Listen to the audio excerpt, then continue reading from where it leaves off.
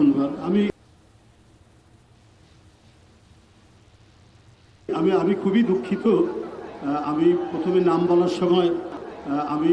নাম বলার সময় স্টেজে উপবিষ্ট সকল নেতৃবৃন্দ এবং যারা দূর দূরান্ত থেকে এসেছেন এবং ঢাকা মহানগরীর মাঝে যারা শ্রমিক দলের নেতাকর্মীরা আছেন সবাইকে আন্তরিক প্রীতি ও শুভেচ্ছা জানাচ্ছি।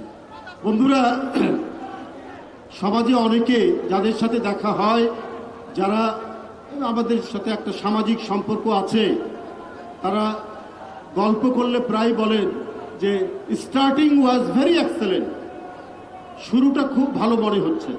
এই 2 মাসে বিএনপির সরকার, জনগণের নির্বাচিত সরকার, প্রধানমন্ত্রী তারেক রহমানের সরকার, শুরুটা আমাদের কাছে খুবই ভালো লাগছে।